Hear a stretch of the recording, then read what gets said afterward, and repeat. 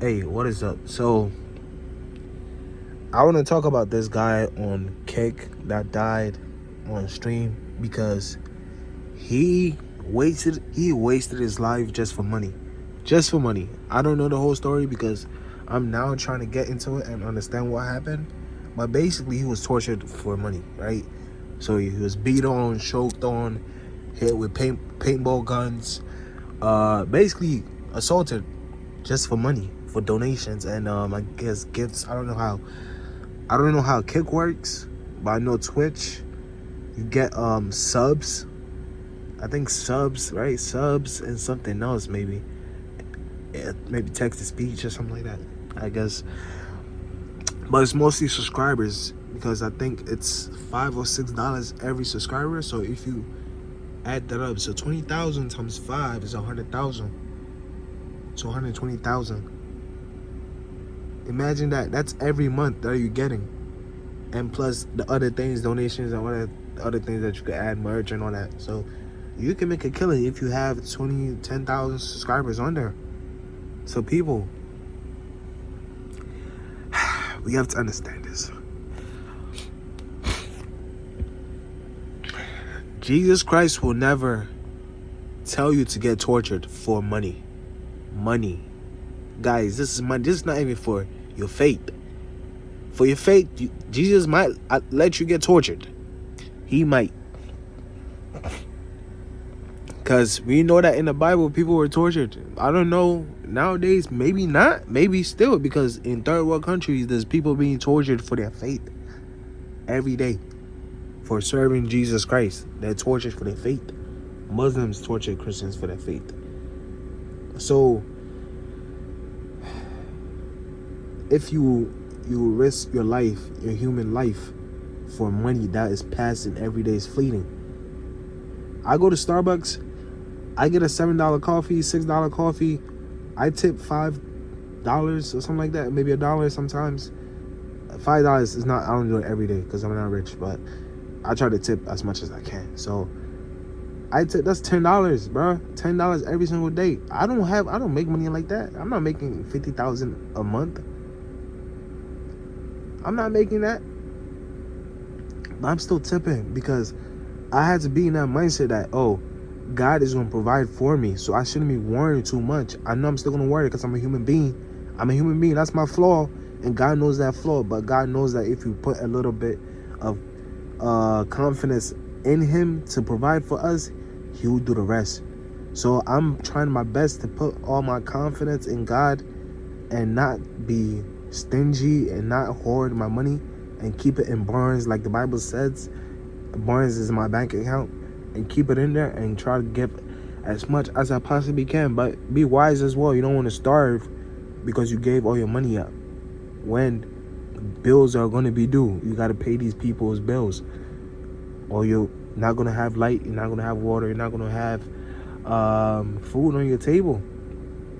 And sometimes you might have to give the clothes off your back. You know, you might just have to. You might have to. So be wise, but also be generous as well. And do not be afraid to go without, because when you go without, God knows that God sees everything. And God will multiply whatever you're giving out. I know people are scared, oh, prosperity gospel, but God is prosperity. People will twist the scripture to make it seem like because you're giving, you're going to get rich. That's not how the Bible works. But the Bible tells you that God is a cheerful giver. So if you are a cheerful giver, he's going to be a cheerful giver to you as well. It's not 100% guaranteed, but there's nothing guaranteed in this world. But all I know is that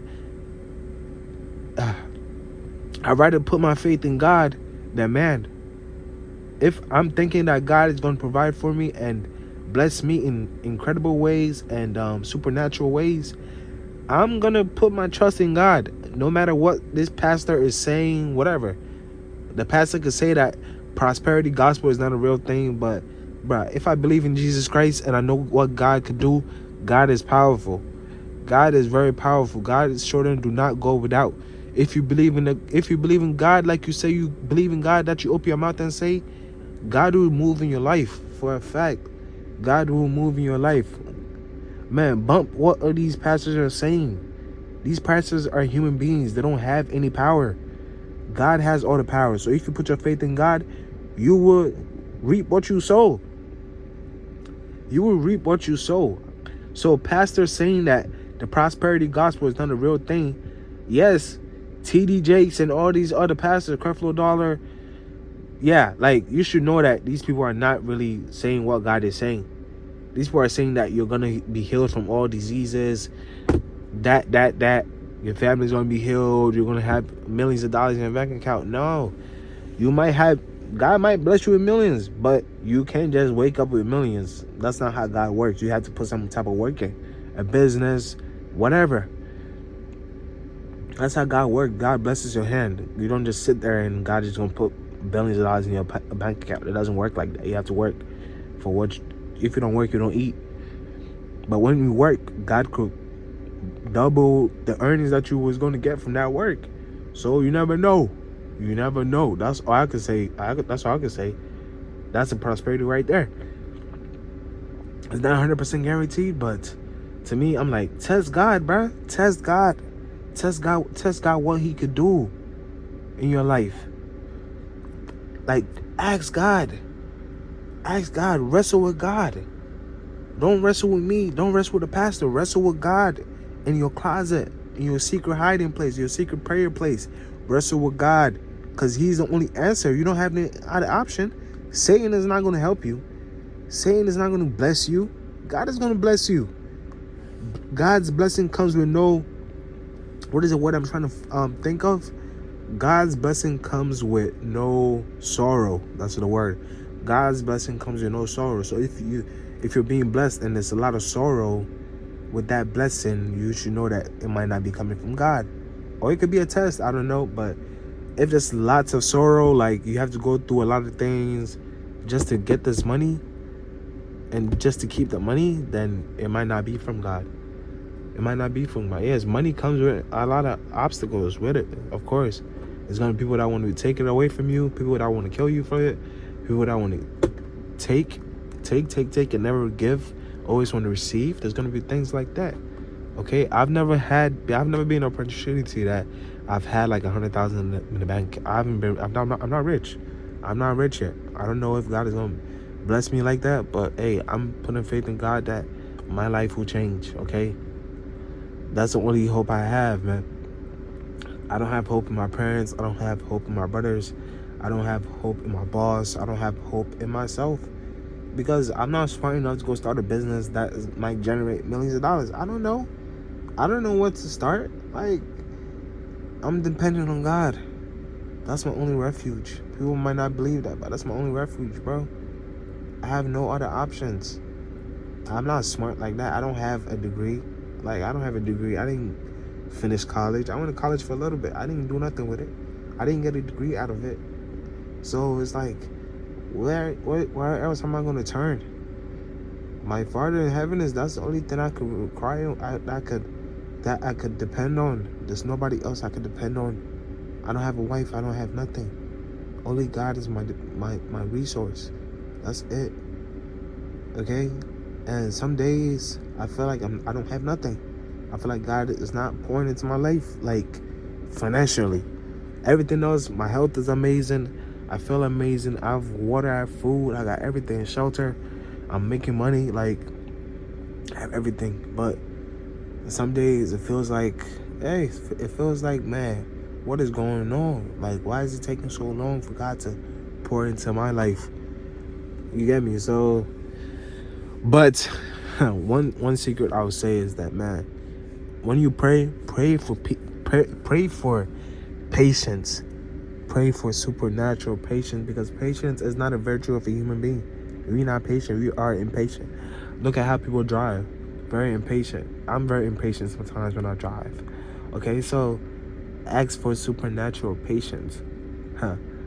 That's a new word. That's why I'm gonna title this video Supernatural Patience. Ask for that when you pray.